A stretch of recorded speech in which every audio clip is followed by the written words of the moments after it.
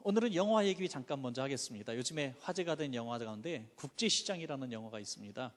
그래서 때 아닌 부산 국제시장이 이렇게 또 관광 명소로 떠오르게 되었다고 하는데요. 저도 그 영화를 보면서 별로 저는 영화나 드라마 보면서 눈물 같은 거 흘려본 적이 없는데 눈물이 좀 이렇게 흐르더라고요. 나이가 좀 드신 분들은, 저는 젊으니까, 그런데 나이가 드신 분들은 그 영화를 보시면서 아주 큰 소리 내서 우시는 분도 있고요. 정말 삶의 애환들이 이렇게 느껴졌던 것 같습니다. 그래서 참 감사하게 제가 수요일 날 이 얘기를 드렸더니 한 분이 헌신하셔가지고 우리 교회 59세 이상 되시는 어르신들 이렇게 영화 화요일 날 저녁에 볼 수 있도록 이렇게 표를 사주셨어요. 그래서 70석 예약을 했는데 지금 한 10석 정도 남았나요? 예, 한 10석 정도 남은 것 같으니까 빨리 신청하시기 바랍니다. 자격은 59세 이상. 예. 영화 시작은요, 중공군의 개입으로 인해서 그 유엔군하고 국군하고 흥남 부두에서 철수하는 장면이 이제 시작이 되어지는데, 영화 보신 분들은 대단히 죄송한데요, 못 보신 것처럼 고개 끄덕끄덕 그랬어? 그래, 이렇게 좀 동의해 주시기 바랍니다. 예. 장단을 맞춰 주셔야 돼요. 철수할 때 그 주인공인 덕수라는 사람이 있는데요, 이 덕수가 아주 어린 아이인데 자기 더 어린 아기를 이제 등에다 업고, 여동생을 업고 이렇게 배에 올라타다가 애를 떨어뜨립니다. 근데 배는 막 떠나가기 직전이니까 아버지께서 그 막내를 찾으러 내려가시면서 이 어린 아들에게 자기의 외투를, 그 추운 겨울인데 외투가 얼마나 소중합니까? 외투를 벗어서 아이에게 입혀주면서 이렇게 얘기합니다. 내가 없으면 네가 이제 가장이다. 가장은 가족들을 돌봐야 돼 하면서 가장의 옷을 딱 입혀주고 내려갔는데 영원한 이별이 되고 말죠. 이제 동생도 못 찾고 아버지도 못 찾고 천신만고 끝에 국제시장에 가서 이제 고모를 만나게 됩니다. 그곳에서 생선 괴짝을 만드는 일도 하고 구두 닦기를 하고, 여러분 상상할 만한 그 모든 일들을 하는 것이죠. 이제 어린아이가 때 아닌 가장이 돼가지고 동생들을 먹여 살리는 일들을 하게 됩니다. 이제 남동생이 많이 커서 대학에 합격을 하는데 대학 등록금을 마련할 길이 없습니다. 그래서 고민하고 있던 차에 마침 시대적으로 독일에서 광부를 모집한다는 이야기 듣고 월급을 많이 준다니까 거기 독일로 가게 되죠. 거기서 얼마나 고생을 하는지 독일 광부들과 또 간호사들이 고통당하는 정말 이 가난 때문에 그 멀리 가서 고생하는 우리 그때 시대의 모습을 잠시 영화는 비춰줍니다. 그리고 이제 비자 끝이 되어서 이제 한국으로 돌아옵니다. 돌아왔을 때 정말 자기가 하고 싶었던 일이 선장이 되는 꿈을 가지고 열심히 공부를 합니다. 그래서 해양대학에 합격 통지서를 받고 너무너무 기뻐서 춤을 추는데, 하필이면 그때 철부지 같은 여동생이 시집을 가겠다고 돈 내놓으라고 합니다. 또 가게도 인수해야 되는 상황이 되고, 그래서 이 대학 합격 통지서를 하늘에 날려버리고 이번에는 월남으로 갑니다. 월남으로 가서 그 총탄이 쏟아지는 곳에서 돈을 버는 이 모습도 잠깐 비춰주고요. 거기서 결국 총을 맞고 이제 다리를 저는 불구가 되어서 귀국을 하죠. 그 해 영화는 1983년 이산가족 상봉의 모습을 보여줍니다. 그곳에서 로스앤젤레스에 있는 막순이, 그 잃어버렸던 여동생을 만나는 감격이 있게 됩니다. 영화를 보면서 한 번도 안 울었던 분들도 여기서 탁 이제 눈물이 터져서 이제 울게 되죠. 그리고 마지막 장면은 설 명절에 그 미국의 막내 동생 식구들과 포함해서 온 식구들이 손주 손녀들 가득 모인 방에서 명절을 치르는 모습이 나옵니다. 우리들의 일반적인 그런 지금의 모습이죠. 아이들이 춤을 추고 노래를 합니다. 그런 모습 가운데 너무 행복한 한 가문의 모습을 비춰주다가 이 주인공 덕수는 조용히, 노년이 된 덕수는 조용히 옆방으로 가게 됩니다. 가서 아버지의 영정사진 앞에서 아버지께서 그 헤어질 때 자기에게 입혀줬던 그 옷을 꺼내 들고 부둥켜 안으며 엉엉 웁니다. 그리고 이렇게 얘기합니다. 아버지, 저 이 정도면 가장 노릇 잘한 거죠. 그리고 막순이도 찾았어요. 그런데 아버지, 너무 힘들었어요 하면서 눈물을 흘립니다. 그리고 덕수의 삶이 다름 아닌 오늘 이 시대를 살아가는 우리 이 시대의 아버지들이라는 사실을 영화는 말하고 있습니다. 때 아닌 이념 논쟁이 불붙어가지고 이 영화가 뭐 어떻다 저떻다 얘기를 하지만 여러분 그냥 사실은 사실로만 보면 됩니다. 영화는 이 시대의 아버지들이 얼마나 힘들고 고단한 생활을 했던 것을 그냥 그대로 잘 비춰주고 있습니다. 덕수는 어린 나이에, 초등학교 나이에 때 아닌 가장의 옷을 입게 되죠. 시대가 그렇게, 불행한 시대가 그를, 어린아이를 어른으로 만들어버렸습니다. 그래서 평생 울지 못하는 아이가 되어서 어른 노릇을 하면서 살았던 거죠.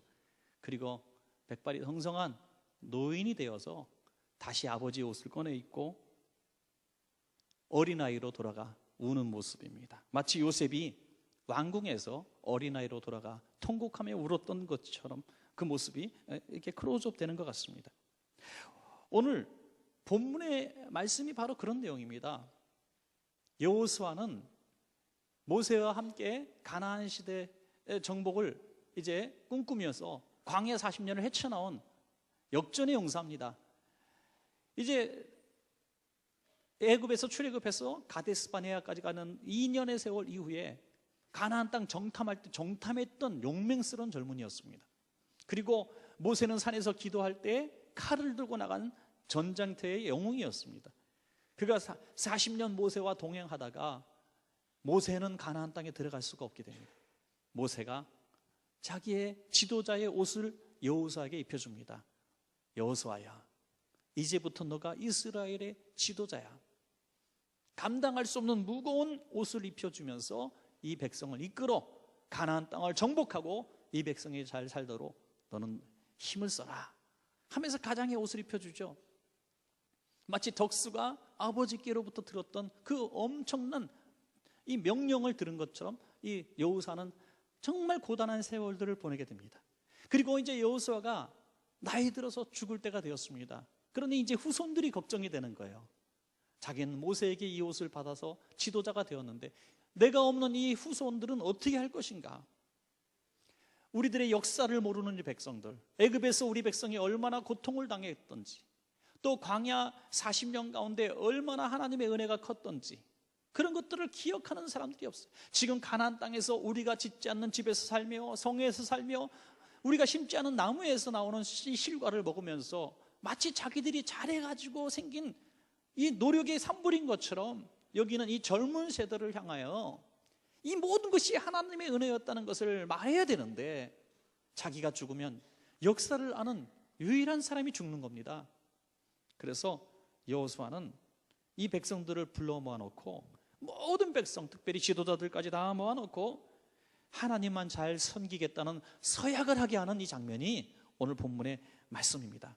여러분, 우리도 만약에 우리가 하나님께서 우리를 부르시는 그 순간이 될 때에 우리를 잘 아는, 아니 우리의 후손들을 모아놓고 우리가 우리의 살아온 인생들, 얼마나 내가 하나님의 은혜 가운데 살았던지, 내가 하나님의 얼마나 큰 복을 받아서 오늘 이 자리까지 왔는지 고마우신 하나님을 간증하고 너희들도 이 아버지 어머니의 소원이니 하나님 잘 섬겨라라고 이렇게 유언할 수 있는, 서약을 하게 할 수 있는 이런 믿음의 부모가 되어야 될 줄로 믿습니다. 어떤 사람은 마지막 임종 순간에 쑥 둘러보더니 너희들 다 왔구나. 예, 어머니 다 왔어요. 그래. 가게는 누가 뭐 이놈아, 한 명 빨리 가서 가게 봐라 그러더니 임종 직전에 할 소리가 아니죠. 죽는 순간까지 먹고 사는 걱정. 또 어떤 사람은 끝까지 재산 안 놓고 있다가 임종하면서 자식들에게 가게는 네가 갖고 빌딩은 네가 갖고 해서 그 자리에서 형제자매가 치고받고 싸우는 걸 구경하면서 죽어요.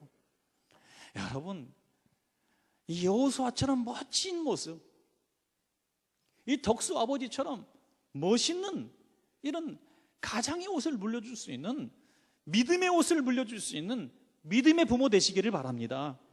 오늘 그 1월 달에 우리가 처음 이렇게 1월 시작하는 첫 주에, 정말 이 첫 달에 우리가 여호수아 같은 이 믿음의 계승자가 되기를 소원하는 마음으로 이 여호수아의 유언의 내용을 한번 살펴보도록 하겠습니다. 첫째로 여호수아는 하나님의 은혜를 기억하라고 가르쳤습니다. 다른 신들을 섬겼던 조상 아브라함의 이야기를 합니다. 24장 2절에 옛적에 너희의 조상들 곧 아브라함의 아버지 나홀의 아버지 데라가 강 저쪽에 거주하며 다른 신들을 섬겼으나, 우리가 믿음의 조상이라고 말하는 아브라함이 믿음 생활 잘해가지고 하나님이 부르신 것이 아니라 우상 섬기는 가문 가운데서 살다가 죽을 수밖에 없는 불쌍한 사람을 하나님이 찾아가셔서 은혜로 부르셨다는 것입니다. 오늘 여호수아는 그 얘기를 하는 겁니다. 우리의 믿음의 조상부터, 우리의 가문부터, 우리 이 나라의 국주부터 다 하나님의 은혜 속에서 부르심을 받은 거지 우리가 잘해서 산 것이 아니라는 겁니다. 우리가 오늘 이렇게 잘 먹고 살 수 있고 또 편안한 나라에서 살 수 있는 거 정말 누구의 은혜가 아니라 하나님의 은혜인 것을 발견할 수 있는 사람은 복 있는 사람입니다. 여러분 오늘 저와 여러분이 이 자리에 앉아 있는 것도 하나님의 은혜인 줄로 정말 믿습니다.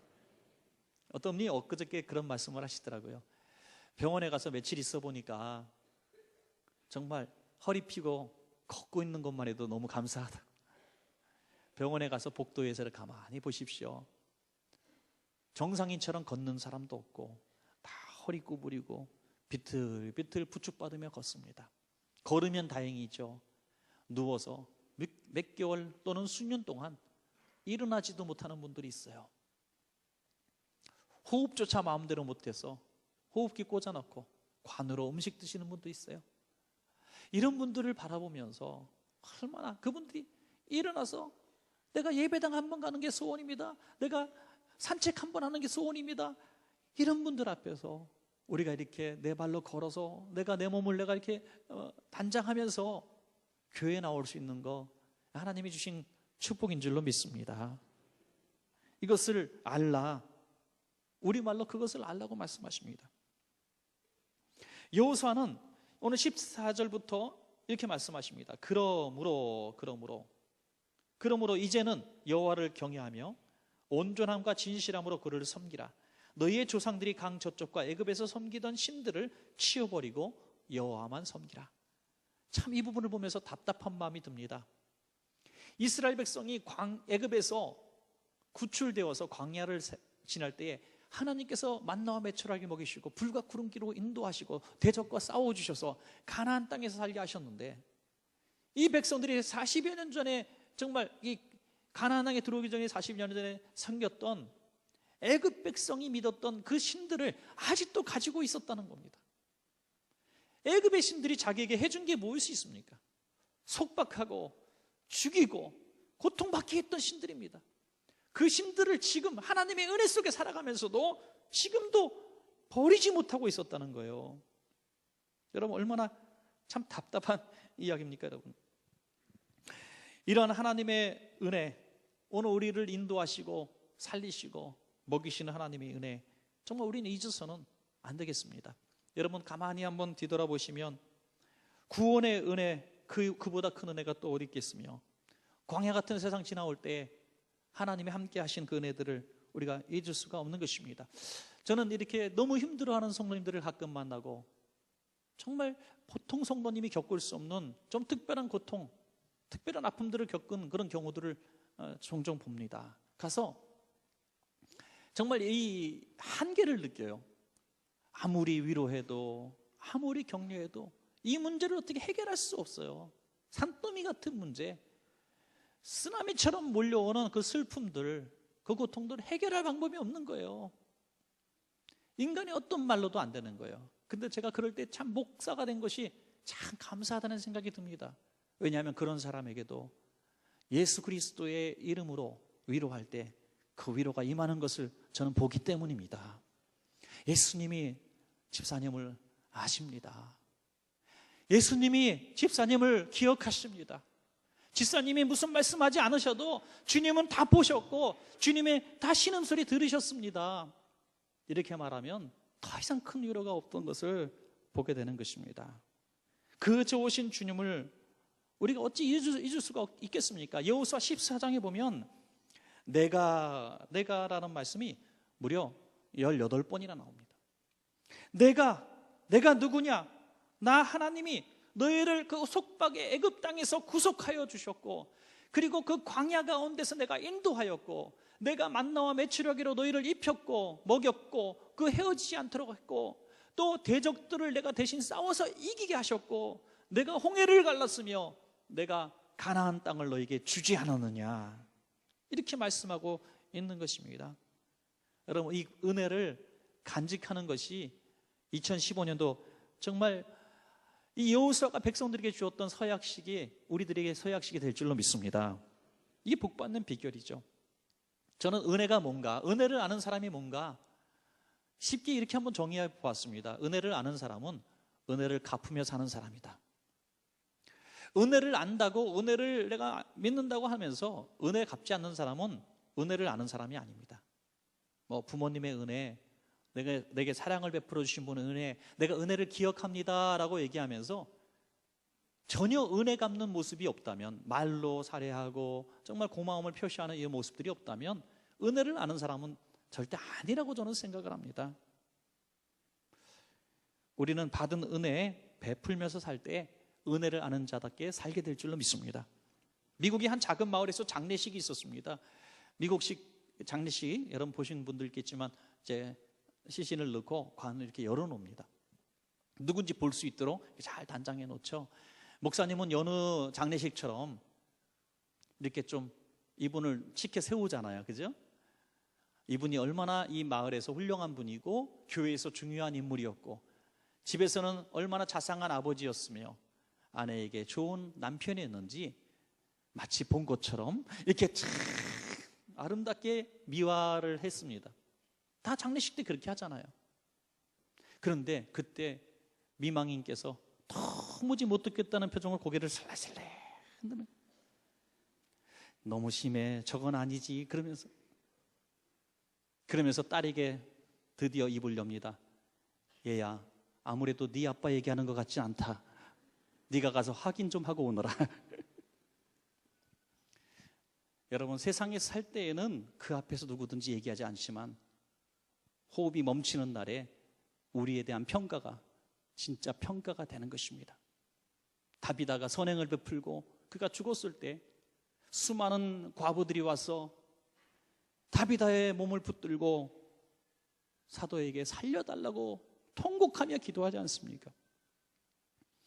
여러분, 우리가 할 수 있을 때 사랑을 표하고 은혜를 베푸십시오. 부부가 서로 고마워하면 그 가정이 행복해지고, 사장님은 직원들에 대해서 고마움을 표시하고 직원들은 사장님에 대해서 고맙다고 얘기할 때 그 회사는 행복할 수가 있습니다. 그 원동력이 뭐냐? 내가 은혜를 받았다는 것을 인정할 때에 이렇게 아름다움이 이루어지는 것입니다. 가장 불효자가 누굽니까? 부모에게 아버지가 나한테 해준 게 뭐가 있느냐? 엄마가 나한테 해준 게 뭐가 있느냐? 요렇게 얘기하는 사람, 이건 요렇게가 아니라 요따위로 얘기하는 사람이 제일 불효자입니다. 해준 게 뭐가 있느냐? 생명을 주었고 그 피부치를 닦아서 길러줬는데 핸드폰 안 바꿔준다고, 유학 못 보내준다고 해준 게 뭐가 있냐 그래요. 은혜를 은혜로 모르니 은혜를 갚을 꿈도 못 꾸는 것이죠. 사도 바울이 엄청난 일을 합니다. 엄청난 주님을 위해서 헌신을 합니다. 그러나 사도 바울이 이렇게 할 수 있는 원동력이 무엇인가? 하나님의 은혜였다고 고백합니다. 고린도전서 15장 10절에 그러나 내가 나 된 것은 하나님의 은혜로 된 것이니 내게 주신 그의 은혜가 헛되지 아니하여 내가 모든 사도보다 더 많이 수고하였으나 내가 한 것이 아니요 오직 나와 함께 하신 하나님의 은혜로다. 할렐루야. 오늘 한번 이렇게 한번 고백합시다. 지금까지 나의 나 된 것은 하나님의 은혜입니다. 할렐루야. 하나님께서 지금 들으시고 기뻐하실 줄로 믿습니다. 이게 은혜를 아는 자의 고백입니다. 여호사가 많은 거 요청하는 게 아니에요. 알라, 이 은혜를 잊지 말라. 이 은혜를 내가 다 보고 나는 경험했지만 너희들은 경험하지 못한 세대야. 내가 죽으면 이걸 누군가 증거해야 되는데 이걸 좀 제발 좀 알아라. 하나님의 은혜를 기억하라는 것입니다. 두 번째로 너희가 섬길 자를 오늘 택하라. 선택의 기회를 줍니다. 여호수아는 백성들이 하나님의 은혜로 살았지만 은혜 갚지 못하면 삶을 살까봐, 잊을까봐 걱정했습니다. 그래서 이 노구의 몸을 이끌고 와서 지금 확실하게 결정하라. 뜨뜻미지근하게 하지 말고 확실하게 하라. 하나님을 섬길 건지 이 세상을 섬길 건지 마귀를 섬길 건지 확실히 결정하라는 것입니다. 여호수아 24장 15절에 만일 여호와를 섬기는 것이 너희에게 좋지 않게 보이거든 너희 조상들이 강 저쪽에서 섬기던 신들이든지 또는 너희가 거주하는 땅에 있는 아모리 족속의 신들이든지 너희가 섬길 자를 오늘 택하라. 오늘 당장 택하래요. 오직 나와 내 집은 여호와를 섬기겠노라. 예. 2부 예배 때 내가 김수겸 목사님을 얘기를 했는데 김수겸 목사님 3부 예배 또 앉으셨네요. 김수겸 목사님하고 제가 모처럼 이제 밥을 먹자고 제가 김수겸 목사님을 이제 부릅니다.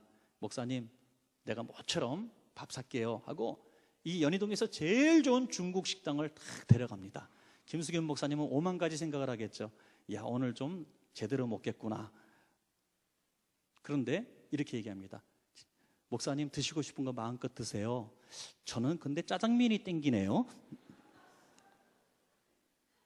그러면 김수겸 목사님이 목사님 짜장면 드세요. 전 탕수육 먹을게요. 그렇겠습니까? 예, 그러면 저랑 영 보기가 앞으로 힘들어지겠죠. 여호수아가요 정말 지혜로운 사람입니다. 오늘 여호수아 이 문장을 보면 얼마나 지도력 있는 사람인가 보여줍니다. 너희는 지금 결정하라. 저 강 건너편에서 섬기던 그 우상이든지 어떤 가나안 토착 신이든지 너희가 마음대로 골라. 너네가 섬기고 싶은 신을 섬겨. 그런데 너희는 그렇게 섬길지 모르지만 나하고 내 집안은 하나님만 섬길 거야. 그럴 때 백성들이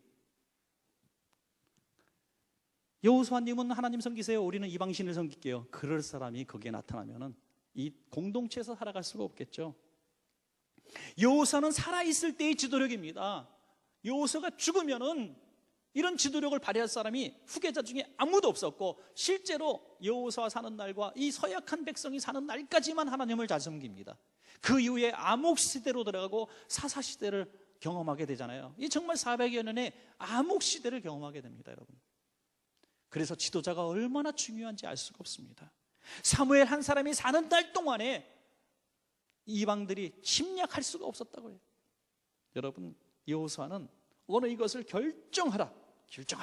사랑하시는 원천가족 여러분, 예수 믿기로 결심하셨고 2015년도 지금 시작을 했으니까 선택을 딱 오늘부터 하는 겁니다.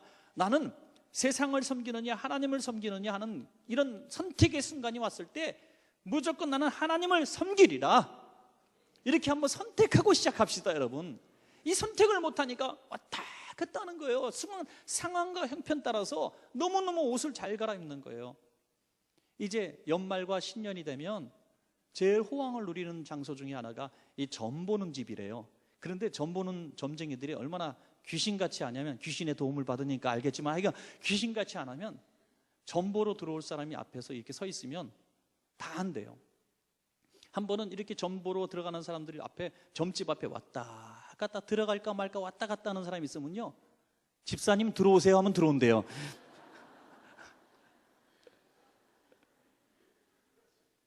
그리고 더 한마디 더 하죠. 괜찮아요. 이거는 장로님도 오셨고요, 목사님도 오셔요, 권사님도 오셔요. 괜찮아요. 집사 정도는 그냥 와도 돼요. 이렇게 얘기한다는 거예요. 그러면 그런가 하고 또 점을 보고 속 시원해 갖고 가요. 왜? 잘 될 거라고 얘기하니까 얼마나 좋아. 다 잘 될 거라는데 뭐. 여러분, 예수 믿기 이전에 섬겼던 그런迷信들, 습관들, 이거 버리지 못하고 결단하지 못하고 절대로 우리는 복받는 신앙생활 2015년 시작할 수가 없습니다. 오늘 택하라 이렇게 말씀하십니다. 선택하라고 지금 말씀하십니다. 여러분, 하나님 우리에게 주신 은혜 중에 하나는 선택할 수 있는 기회, 은혜입니다. 선택할 수 있는 은혜. 아무런 우리에게 은혜를 베푼 신들이 하나님 외에 뭐가 있습니까, 여러분? 저는 가끔씩 그런 분들을 종종 만나게 뵀는데요, 초면부터 막 자기가 어떤 큰 사람인지를 막 저한테 과시를 하려고 이렇게 막 말을 합니다.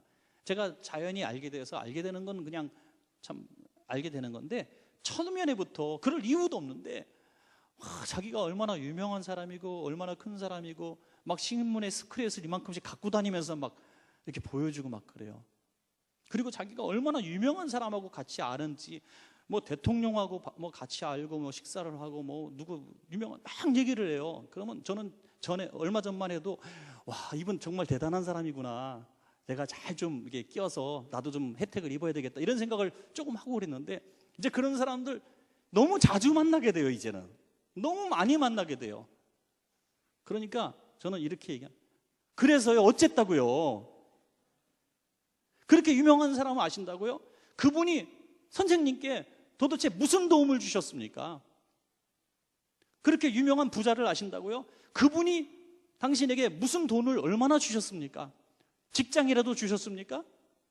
그렇게 말을 하고 싶지만 생각으로만 이제 한다는 거죠. 이제 생각으로만, 속에서만 부글부글 끓어요. 다 들어주려면 너무 짜증나 죽겠어.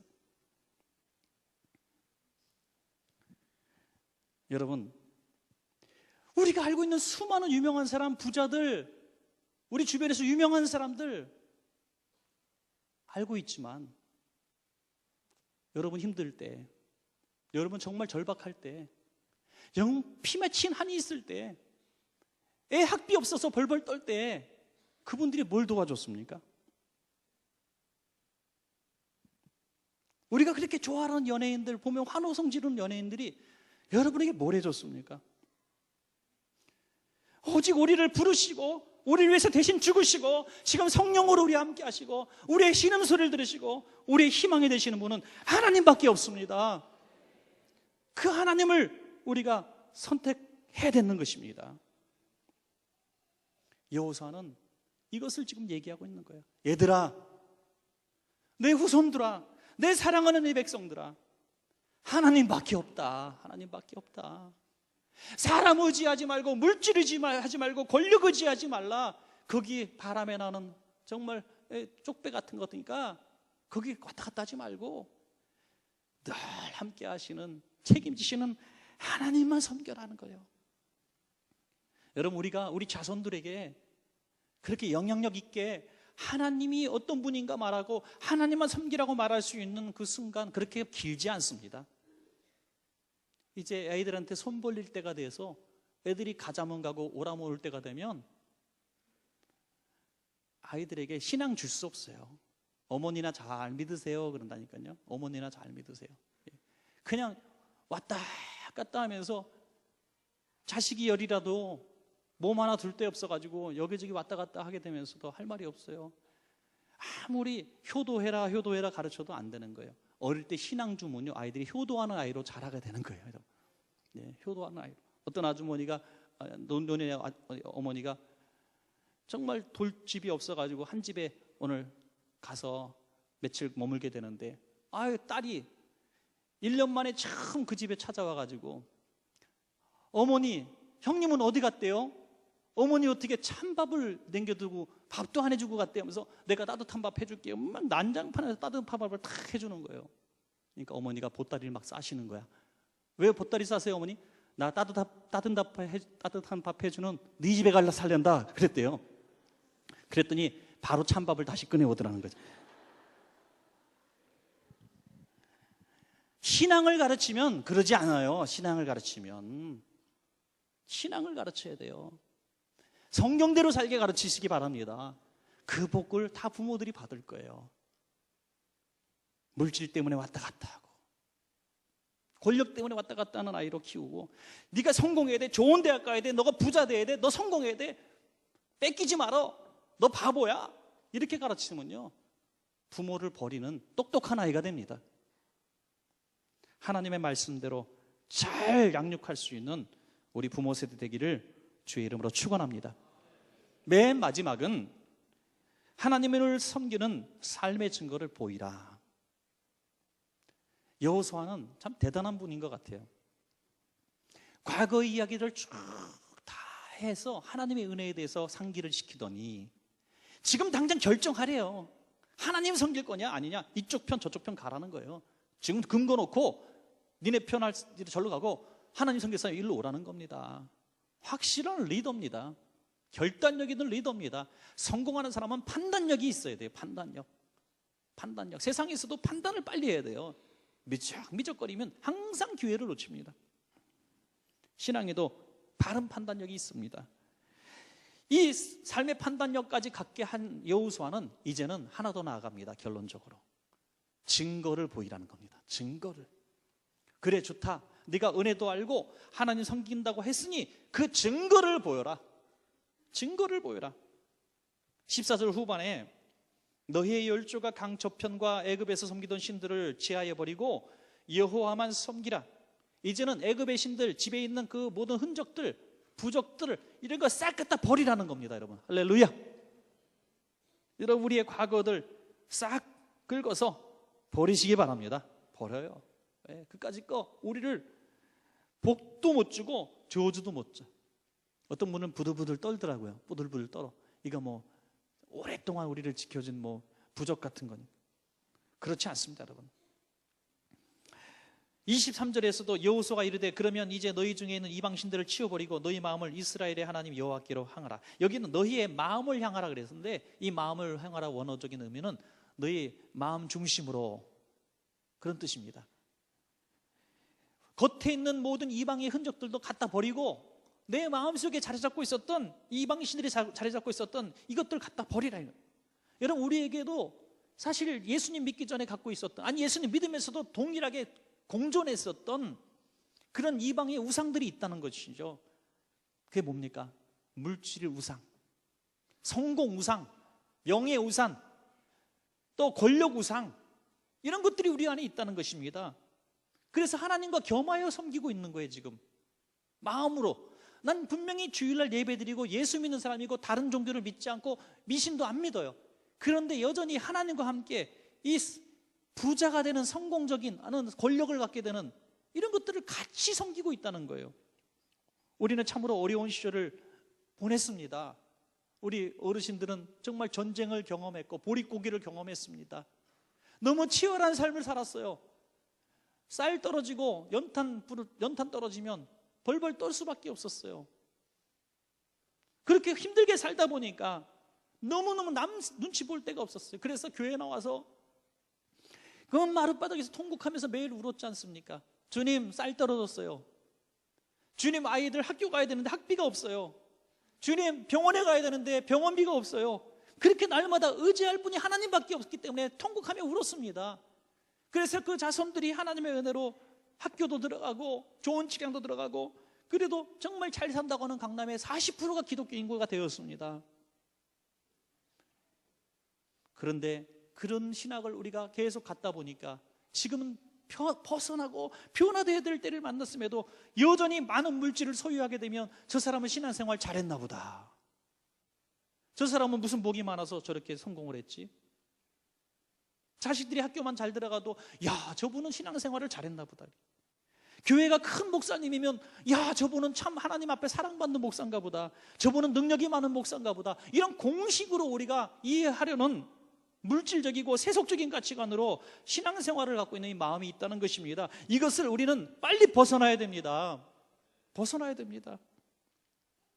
우리 마음속에 있는 세상적인 잣대로 평가하는 성공과 하나님의 사랑을 하고 있다는 그 모든 잣대들을 우리는 변화시켜야 됩니다. 내 심령 안에 하나님만 계시면 가장 성공적인 삶의 증거를 갖고 있는 사람입니다.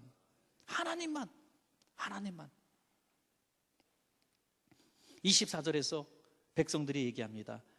백성이 여호수아에게 말하되 우리 하나님 여호와를 우리가 섬기고 그의 목소리를 우리가 청종하리이다 하는지라. 결심합니다. 그럴 때 여호수아는 이 순간을 놓치지 않습니다. 이 결심이 나중에 흐려질 것을 염려합니다. 그래서 빨리 글로 쓰게 합니다. 율법으로 딱 쓰게 하고 그것을 큰 돌을 취해가지고 성소 옆에 있는 상수리 나무에 딱 세워놓고 이렇게 얘기합니다. 우리가 하는 말을 이 돌이 들었다. 너희는 하나님을 다시는 부인하지 못하도록 이 돌이 증인이 되리라. 그런 거예요. 참, 여호수아는 정말 이 백성을 사랑하는 사람입니다. 내가 죽고 난 다음에 너희들이 마음이 변하면 어떡하냐 이거예요. 그래서 돌을 세워놓고 이 돌이 증거야. 그리고 쓴 거, 이 쓴 게 증이야. 여러분, 이 사람은 조속으로 변합니다. 조속으로 변하는데 글은 변하지 않아요. 그래서 1,000원 이상 빌려주시면 꼭 글을 쓰셔서 차용증을 작성하시기 바랍니다. 예.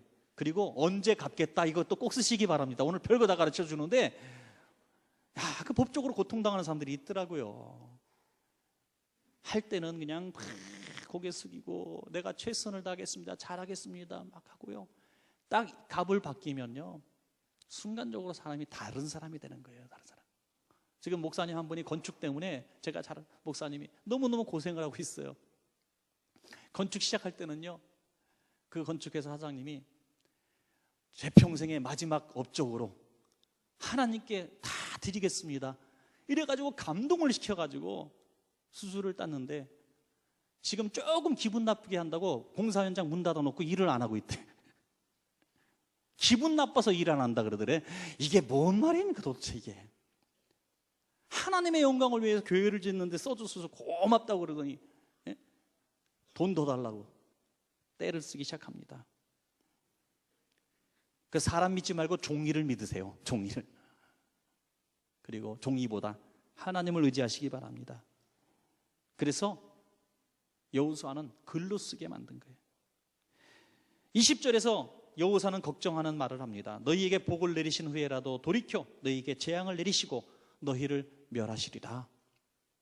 내가 죽은 후에 너희가 이 명령을 어기고 결심을 어기고 다시 이방신들을 섬기게 될 때 하나님이 주셨던 복을 취하시고 다시 심판할 거다. 여러분, 하나님 앞에 이 실천적인 선언문이 될 때 우리가 복을 유지할 수가 있는 것입니다. 우리 하나님 잘 섬기고 우리 가정도 하나님의 영광을 위하고 내가 만든 기업도 하나님의 영광을 위해서 만들었다고 얘기합니다. 그러면 선언문을 쓰십시오. 여러분, 선언문 결심서를 한번 써보세요. 막연하게 말고요. 어떤 성도님은 하나님, 내가 하나님께 이렇게 영광 돌리기 위해서 기업을 하겠습니다 하고 기업을 시작했습니다. 축복했습니다. 그런데 정말 어려운 환경을 다 극복하고 회사가 커가기 시작합니다. 점점 회사가 큽니다. 정말 저는 기쁩니다. 야, 저분이 큰일을 하겠구나. 하나님의 기업이라고 선포하고 정말 하나님께 날마다 기도하고 정말 우리 성도들이 그 축복을 하며 같이 신방하며 기도했으니 저분이 정말 하나님 영광을 위해서 크게 하겠구나. 그런데 회사가 2개가 되고 10개가 되고 20개가 되고 세상에 알만한 기업이 된다 할지라도 하나님 영광 위해서 하나도 쓰는 거 없고 자기 소득의 11조도 내지 않아요. 그러다가 어느 날 회사가 망하게 됩니다. 그러면 저한테 찾아와서 이렇게 얘기하더라고요. 목사님, 왜 하나님의 기업을 망하게 하십니까? 하나님이. 그럼 저는 하나님을 위해서 당신이 한 것이 무엇이 있습니까? 라고 말을 하려다가도 역시 마음이 약해서 그렇게 말은 못하고 실천하지 않고 무슨 우리가 하나님의 사람입니까? 여러분, 111 운동 이 얘기하려고 제가 이렇게 길게 얘기하는 거예요. 111 운동 종입니다. 서약서입니다. 이 쪽지 하나 별거 아니라고 생각하지 마십시오. 내가 정말 예배하는 성도, 예배하는 교회가 되기를 원한다면, 예배가 최고라고 우리가 믿는다면 예배 한 번 더 드리십시오. 일주일에 2번 한 번 예배 드리는 거예요. 예배 한 번 더 드리는 겁니다. 저녁 예배 나오시고 수요 예배 나오시고 정말 할 수 없으면은 심야 기도, 새벽 예배라도 채워서 100번 이상 한번 만들어 보시기 바랍니다. 또 기도 한 달에 한 번 기도실에 올라가서 기도하는 겁니다. 왜? 내가 하나님을 섬긴다고 하고 내가 하나님의 영광을 위해서 살겠다고 내가 하나님의 은혜를 아는 사람이라고 한다는데 증거를 좀 보여야 될 거 아닙니까? 증거를. 전도 한 명도 못하고 신앙생활 10년 했으면서 내가 하나님 살아계심을 그렇게 자랑하면서 한 명도 교회로 인도하지 못했다면 이것도 거짓 아닙니까, 여러분? 예? 거짓 아닙니까? 물건 하나 팔려고 수모를 들어가면서 10번 20번 만나면서 기분 나빠서 전도 못하겠다고 하고. 여러분, 삶의 증거를 보이라 이거예요. 삶의 증거. 여러분, 그것이 이 선언입니다. 우리가 111 운동 실천할 때 우리는 누가 뭐라 그러지 않아도 여호수아의 이 정말 염려를 다 우리가 정말 걱정하지 않도록 되어드리는 제대로 된 삶을 살게 될 줄로 그렇게 믿습니다. 교회와 가정 다 사명 선언문을 한번 만들어 보세요. 한번 결심을 미리 해보시고 선포해보는 거예요. 그날이 왔을 때는 안 되더라고요. 그날이 왔을 때는 안 돼요. 저희도 우리 집사람하고 그날이 왔을 때 안 될 것 같아서 미리 얘기하는 거예요. 우리 자녀들 결혼해서 축의금 만들어지면 그거 모아다가 축의금 모아다가 해외 교회 짓겠습니다. 이렇게 부부하고 선언했어요. 근데 오늘 공개했잖아요. 저는 안 그러면 이제 여기서 목회 못하지 이제. 그죠? 그러니까 축의금 많이 내시기 바랍니다. 이게 무슨 얘기냐면 미리 써놓으라 이거예요. 그리고 선포하라 이거예요. 하나님, 내가 큰 기업이 되면 내가 1% 하나님 선교비로 쓰겠습니다. 미리 선언하란 말이에요. 하나님, 내 자녀가 좋은 취향 들어가면 하나님 영광 위해서 일할 수 있도록 이렇게 교육하겠습니다. 선언하라는 얘기입니다. 그럴 때 우리는 실천하는 그리스도인이 될 수가 있고 하나님이 주셨던 복들을 걷어가지 않는 유지되는 축복의 주인공들이 될 수가 있고 우리 자녀들이 잘 될 수가 있습니다. 말씀을 맺겠습니다. 여호수아는 임종 직전에 걱정한 것은 후손들이었습니다. 여러분, 후손들 우리가 걱정해야 됩니다. 우리 원천교회 후손들 걱정해야 됩니다. 자나깨나 우리 자손들 걱정해야 됩니다. 여러분, 유럽교회, 미국교회 따라갈 수밖에 없어요. 지금은 제가 너무너무 젊으니까 사실 조금 열심히 하지 않지만 은퇴할 때쯤 되면 오직 주일학교만 하려고 그래요. 주일학교만. 그래서 주일학교 학생이 막 부흥시켜놔야 돼. 오직 그냥. 그래서 제가 은퇴한 다음에 그 아이들로 인하여 원천교회는 30년 먹고 살 거예요.